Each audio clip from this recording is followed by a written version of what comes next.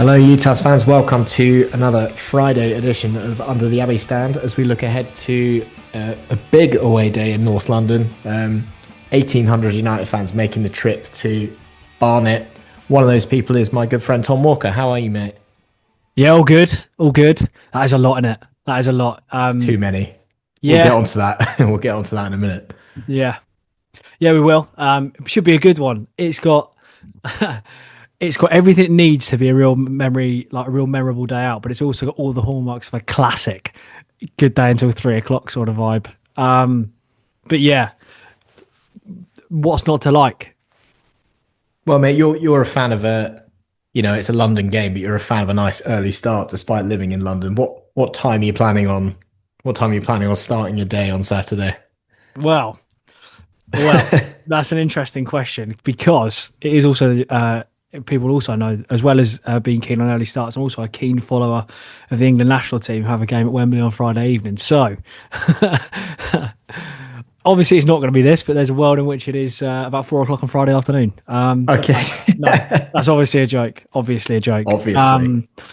No, I mean, all sorts of things have been bandied about. We've had sixes, we've had sevens, we've had eights, but I think we're going to settle on something a little bit later than that. So I reckon we'll have to place it. I don't want to give away specifics, but it'll be somewhere between sunrise and kickoff. How about that? Okay. Yeah, okay. All right, well, I'll see you there at that very non-specific time and place. Favourite memories of Barnet away? Is it always the 2-2? I think so, yeah. I feel like a lot of the other ones have been quite miserable and quite forgettable.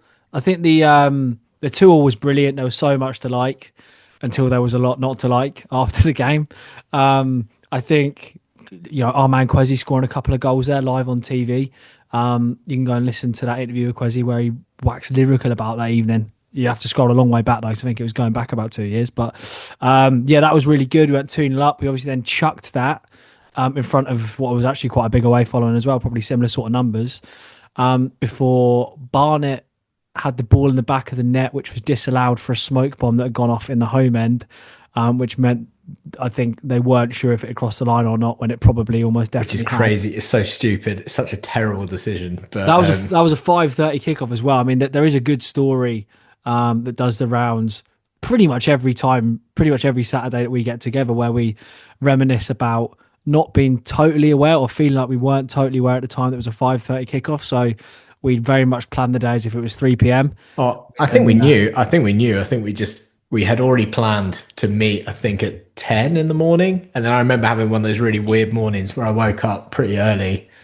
I had nothing else to do. And I think I left the house at like 7:30. I was just like, well, fuck it, I might as well go. You know what I mean? I'm ready. I'm ready to go. Hold me back. So I think I got to Euston Flyer about 8:15 in the morning for a 5:30 kickoff in the evening. Yeah. It's a good thing this pod wasn't going back then, because we'd have had nothing to say on a Sunday. We'd have had absolutely nothing.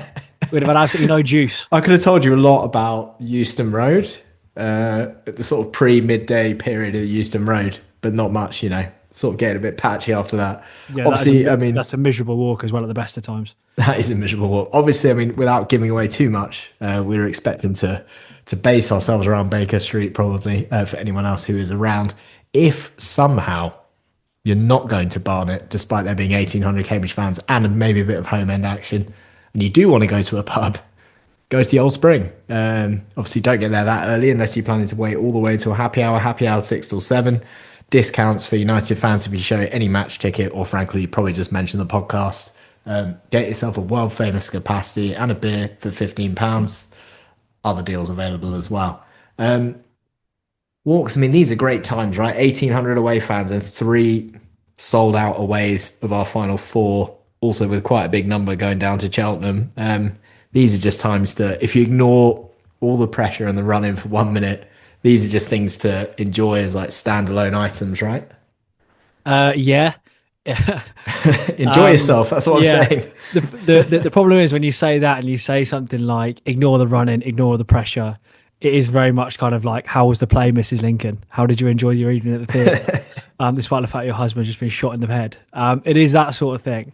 But no, like you're right. Like I mentioned a minute ago, it's got all the all the right ingredients for a lovely, lovely meal. But uh, sometimes these things don't work out as you want them to, and I can't get away from that. But yeah, I mean, I guess what makes the disappointing things like that when you expect it to go well and everything's there and it doesn't quite work out the way you want it to, what makes it more crushing is the idea of what could have been, and we've got that to look forward to before Saturday. As much as I sound like a real pessimist, there is an That's good. alternate universe where Notts lose the early kickoff, maybe a couple of other results go our way, and we bag a late winner, and it sends us into absolute raptures, and that away end will basically fly. I think if that happens.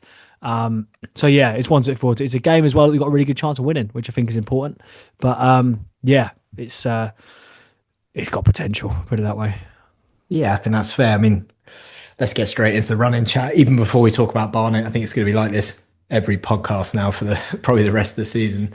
Obviously, in that scenario you described there, Tom Walker, we could be 5 points clear in the automatics come 5 p.m. on Saturday and up into second place. This is assuming all the results go our way, which seems perhaps slightly unlikely.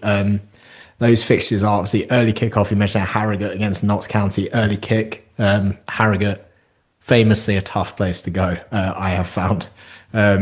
Swindon are playing Fleetwood at home, Barrow are playing Bromley, and then Salford host MK Dons. That is fairly spicy in terms of top of table action. Obviously, not slipped up on Tuesday night at Oldham as well. Obviously, winning up there, not for everybody. Would you say, Walker, that Tuesday night game, considering we weren't involved, is probably the biggest like run-in other game that we've not been involved in that's kind of felt a bit like a United win? Yeah, I think so. Yeah, I'd probably agree with that. I think the manner of it as well. I mean, I'm not. You might have watched it. I think No, is I that fair? didn't. No, no, No. no. All Let's right. be very clear. Yeah. Let's be Sorry. very. I just want to make this very clear. I don't intend to watch any other. I don't try and watch more League Two football than I absolutely have to. Basically, All right. Well, I'm sorry to have offended you so deeply.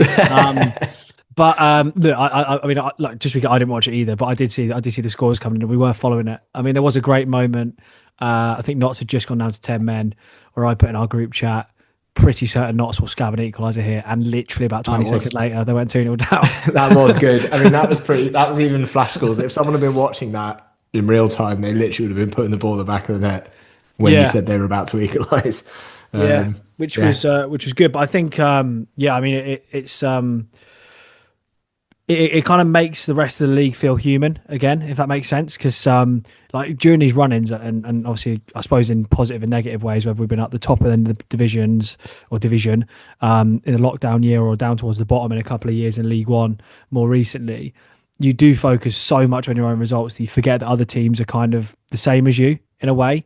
So for yeah, yeah, Oldham, yeah. so for Notts to go to Oldham and basically get humbled, I think it is something that reminds you that actually we're in a really really good spot. And I mean, my God, it makes our game in hand look massive. But I was thinking more than anything, I mean, the goal difference is one thing that obviously adds on basically another point at this stage. I know it's a bit of a cliche, but it's also true. Yeah, yeah. And I think that you know we're approaching a point in the season. We're approaching well, we're at a point where there's so few games left, or increasingly few games left, where basically if Saturday goes well, you could end up 5 points clear. You've got a game in hand, and at that point, you're kind of thinking you don't have to be that good anymore. Like you basically just got to Yeah, yeah, avoid yeah. defeat in the big games and try and pull one maybe one win out of the bag, and then you're basically there. And yeah, yeah. I mean, it was a good evening despite us not playing. I'm actually glad that we didn't play in the end. To be fair, because I feel like you got to enjoy not dropping points for everything that it was, rather than sort of having to nervously look over your shoulder. Yeah, yeah, I think that's fair. I mean, the other thing I've been banging this drum for a while. I still think 82 points is enough as long as we don't lose to Notts, and possibly even we can lose to Swindon and still make that work. I think another thing I'm taking a lot of encouragement from is obviously on flash scores. You toggle the 5, 10, 15, 20, 25, and 30 game form. We are ahead of Notts and Swindon in every measure. So we have just consistently picked up more points than them all season. So we just got to keep that going for another sort of 4, 5, 6 weeks, basically. Um, what are you expecting from Saturday? I think you made a really good point there. I think this other thing that happens during the run in is you look at the other team's fixtures and you think, oh, that's it, that's a banker. But if it was us going to play that game, you'd be worried. I think Bromley away at Barrow is a really good example. If it was us going to Barrow, I think you'd be a bit like, oh, just feels a bit weird. Whereas you're just assuming, I think, that Bromley are going to go up there and win. Is that fair? Yeah, although I'd definitely look more at Notts game for that because I think it's fair to say that I looked at Harrogate away and thought this could be a bit of a banana skin, and obviously that's how it turned out. But that's probably yeah, that's another thing. I mean, yeah, I think you're probably right, but I've spent a lot of the last sort of 2 or 3 months thinking like Bromley will fall away. Bromley will fall away at some point. They'll fall away, and I'm happy to admit that that is purely because they're obviously a much smaller club, really, than those around them, and it's not based on anything to do with their players. It's not based on anything to do with the stats or how they're playing or the results they're getting or anything. I just assumed that they'd fall away, and I've kind of accepted that they probably just won't now. So there's that. But yeah, I mean, it's obviously a really long way to go. It's not easy. I know Barrow have had it a bit weird recently with all of the managerial changes they've had. I think they've had about 4 managers this season. Dino Mamria, how little we knew you. He's obviously gone as well. So yeah, it's a tricky one. But I mean, like Bromley, sorry, I'm kind of less worried about. But yeah, I mean, I guess if you look at the rest of the fixtures, I mean, someone's going to drop points somewhere at Salford MK, so that's a kind of a win-win fixture there. But yeah, I mean, it comes down to the old-fashioned thing, really. You've got to focus on what's in front of us, really, because if we win, the rest of it kind of fizzles out. Yeah, I think that's fair as well. I mean, worth covering off the worst case scenario for Saturday. Still would only leave us 1 point out of the automatics, a point behind Notts, but crucially we'd have a game in hand, and obviously we've got Notts to come at home. So even the worst case scenario, I think, is something we'd be able to recover from.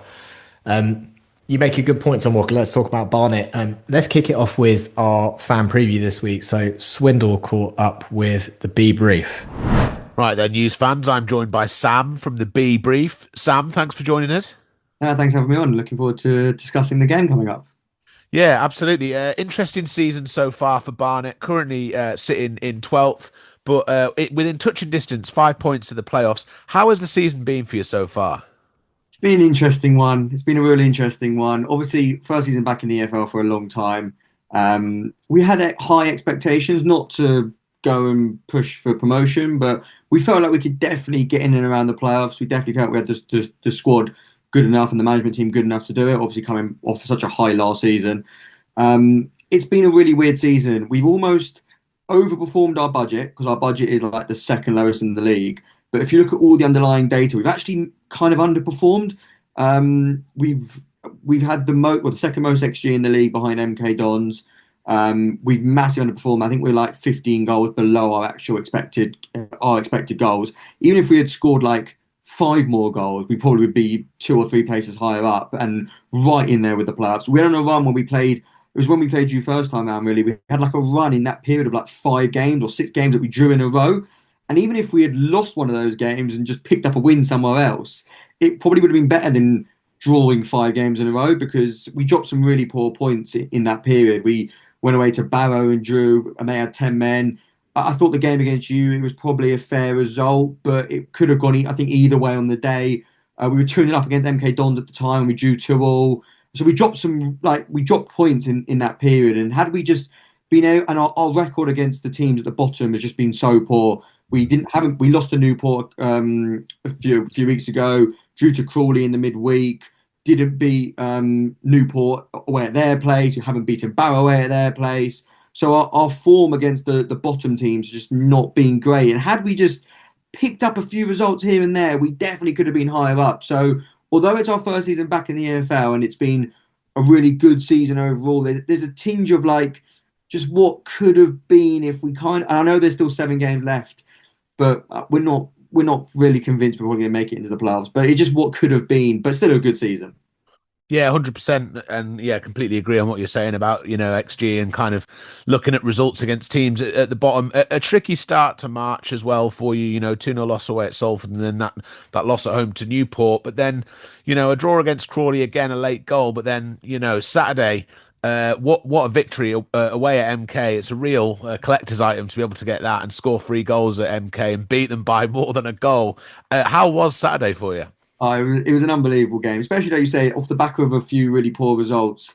The Crawley game was so frustrating. We should have won the game, didn't. They should have gone out to 10, and then we just chucked it away at the end with a stupid penalty. So to come into the MK Dons game, it felt like our season after those results had kind of gone. And an outside chance, but we had to win the MK Dons game to give ourselves a slight chance to get into the playoffs. And obviously they did have a few injuries, but after, obviously, for anyone that hasn't seen the goal, Slicker, our goalie, just basically dropped the ball in after about 9 minutes. But after that, we really got control into the game, really did well, scored a perfect time right on half time, and then came out, and in the space of about 10 minutes, we were 3-1 up. And fully deserving, Slicker ended up making up for his mistake, saving a penalty. And by far, honestly, we deserved the win. And we have these moments. We can, on our day, beat anybody in this league. It's just the lack of consistency throughout the season that's been our issue. We've actually dropped 23 points from winning positions this season. So again, it's just a case of like what could have been this season. There's so many like underlying data and all these stats that go, we could have been so much better off. And it's just frustrating because we can be on our day so good, but you could also catch us and we could be really poor. So I'm hoping Saturday is a good day and not a bad day for us. Yeah, absolutely. I kind of know that inconsistency. We started the season with that, and it looked like that might be, and suddenly we picked up. But yeah, as you say, first season back in the EFL for a while. We spoke at the start. 5 points out the playoffs, still within a chance of doing it. And is the point for this just to see your team fight for every game between now and the end of the season? Yeah, I mean, at this point, we've never been in the playoffs. We've at no point in this season have we actually made it into the playoffs. I mean, the best time to get into the playoffs is the end of the season. You don't really want to be in it the whole time and then drop out anyway. But we've never been able to get into it. We've always been 3 points off. We've never been able to. We haven't won 3 games in a row all season. So we haven't ever been able to get on a run to really push ourselves in there. We're more than capable of doing it. We've got 7 games after the season. In my opinion, we've got to win 6 or at least all 7, I think, to really get in. I know the teams are really around the playoffs, just that from 7th down to about where we are in 12th. There's so many inconsistent teams that basically can't go on a run, which is why it's been a bit weird all season. But I mean, Oldham's result last night, they are absolutely flying, and it looks like they might go on a really good run after they beat Notts County last night. They've just been really good. I just think we're going to fall short, but we've got the capability of doing it. I just want us to see, and before MK Dons, obviously we had MK Dons, we've got you, and then we've got Bromley. So we've basically got 3 huge games in a row where we can almost affect the automatic and title race. And the thing is, we're capable of beating all those sides. So yeah, it's about just going into these games and trying to see what we can get. Our squad is quite thin. I would say we can really only rely on, at this point in the season, probably only rely on about 12, 13 players. So yeah, I'm not expecting amazing things. I don't think we're going to go on that run. It would be unbelievable if we could. I'm just expecting kind of good performances, give 100%, and see where that takes us to come the end of the season. Yeah, absolutely. That all sounds kind of sensible, but yeah, you never know at this point. Stranger things have happened, and good to be in the conversation. Right, looking ahead towards Saturday's big game then. It looks like Idris Kanu's been called up for international duty, so that's going to be a big miss for you, isn't it? Yeah, it was interesting when we were recording our pod reviewing the game on the weekend. We saw that Kai got called up. I think they've both been called up to see it. I don't know how many games ever that there's been 2 players called up to Sierra Leone. That's just a bit crazy. But yeah, Kanu will be a miss considering we just don't have the squad. Like I said, we're relying on about 12, 13 players. So having Kanu out will not be ideal.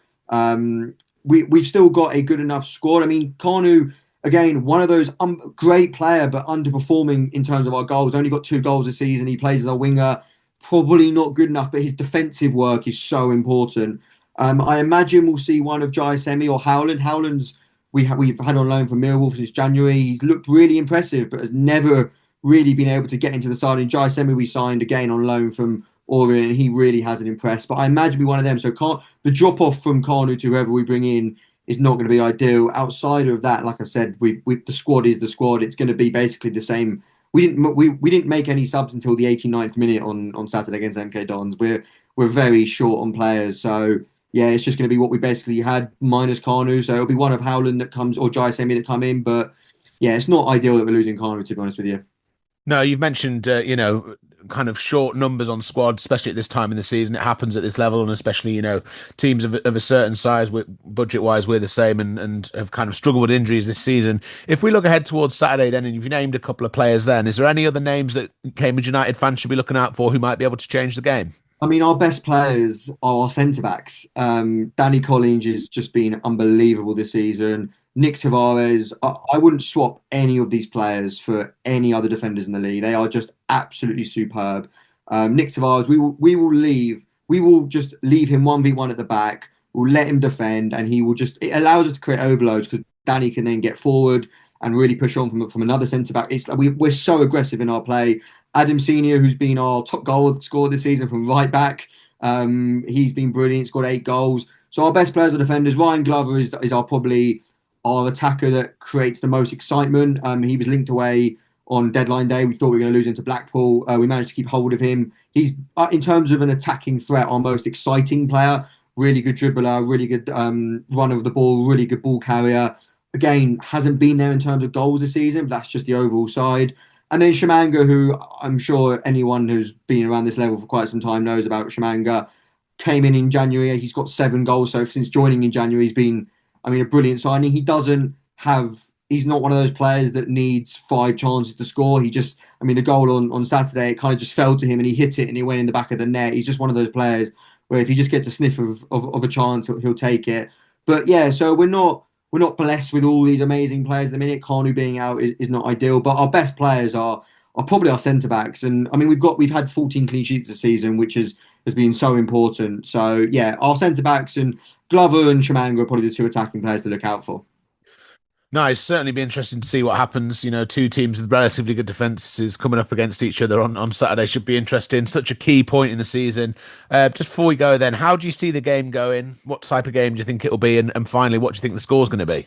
Well, when we went to your place, I thought we would kind of dominate the ball, which we kind of did at the time, but we knew how dangerous you'd probably be in transition. I don't think that game ever kind of lived up to it. It was a 0-0. It's like I said, 2 really good defences. So I kind of expect that to be the case. We could have probably nicked it on the day. Or Goldie made a really good save. I remember Danny Collins, again, getting really far forward and probably should have scored, but right on half time, the keeper made a really good save. Our squad has changed a lot since then, obviously. So what do I think it will be? Again, I think we'll probably have the ball.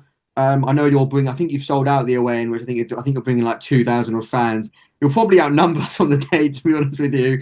And you'll have the stand behind the goal. I said in our pod on Monday when we recorded that when we win the toss, we need to flip the end around. We had it with Swindon when Swindon brought a lot of fans, and in the second, we were so good against Swindon in the first half. And then when they had the shooting towards the away end in the second half, it was actually a big game changer. So hopefully we win the toss and flip it around, because I think that'll be key.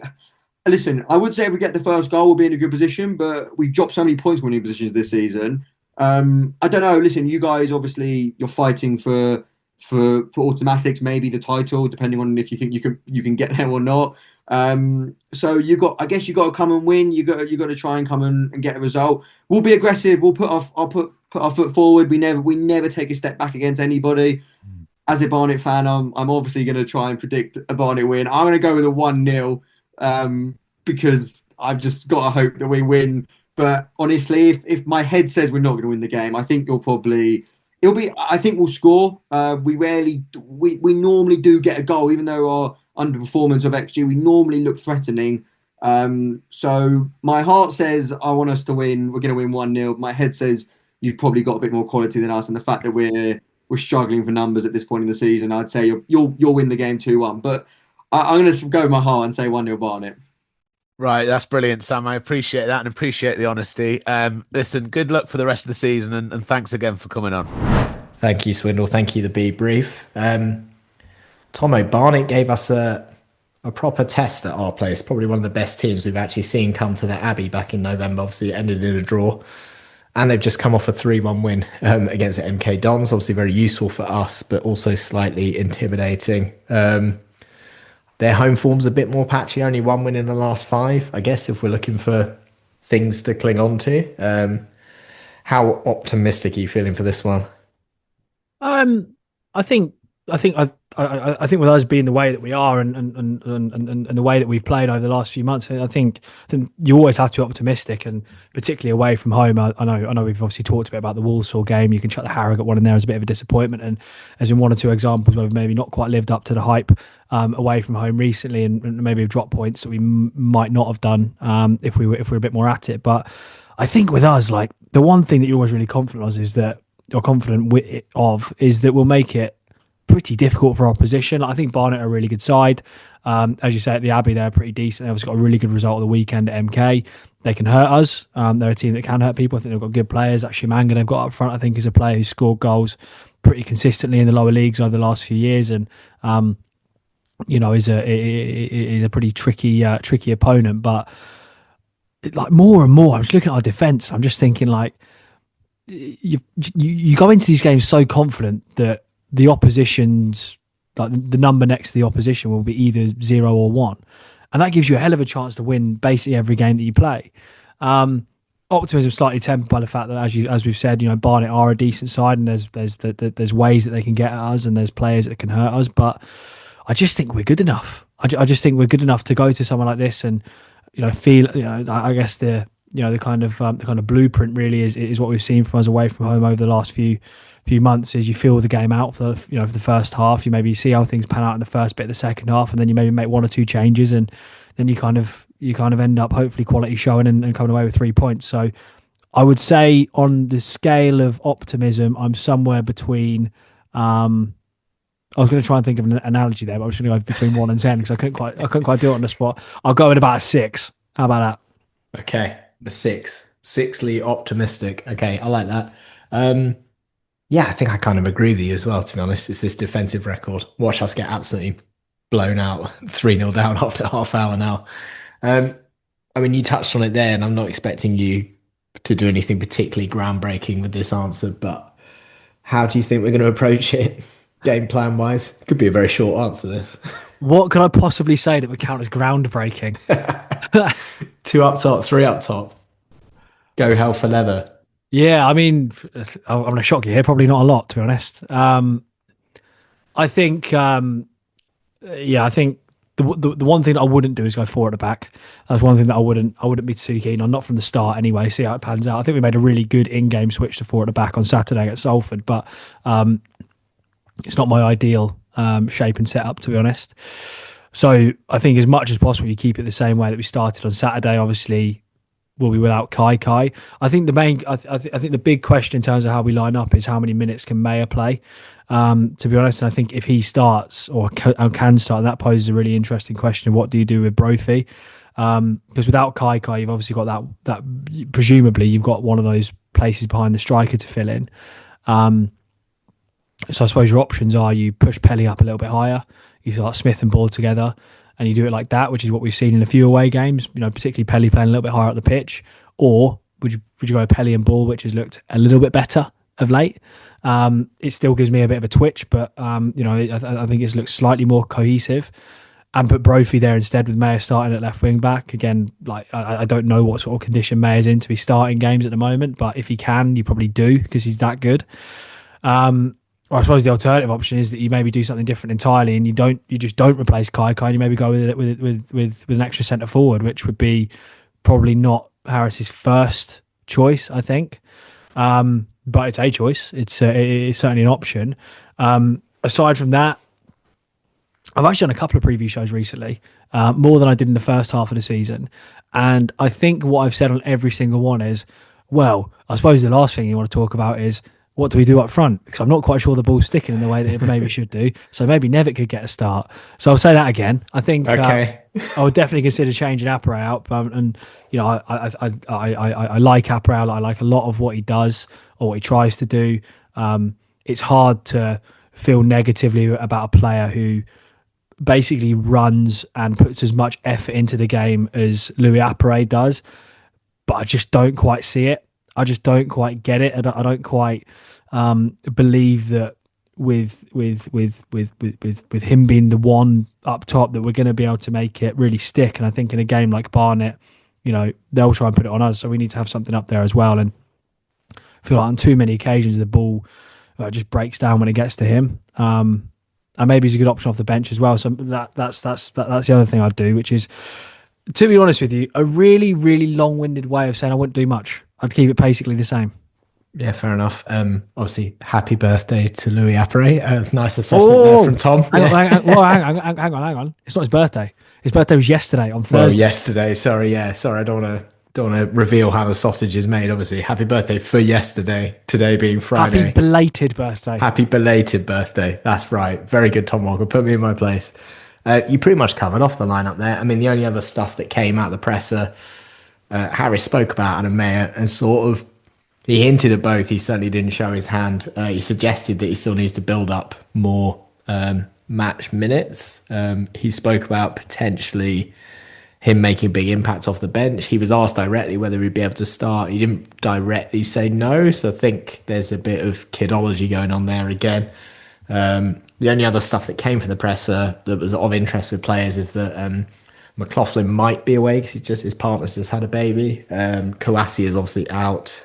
And then George Hoddle back on the grass. He's taken all of Harris's comments about soft tissue injuries extremely seriously, it seems, because I'm so sure his season was supposed to be over, and now they're talking about him being available for the Easter weekend. In March, for the Easter weekend. Yeah. So he's not messed around. Like that's impressive. Good to have him back on the grass. Tom Walker, what is a good result in this football match? You said you think we might be able to go there and win.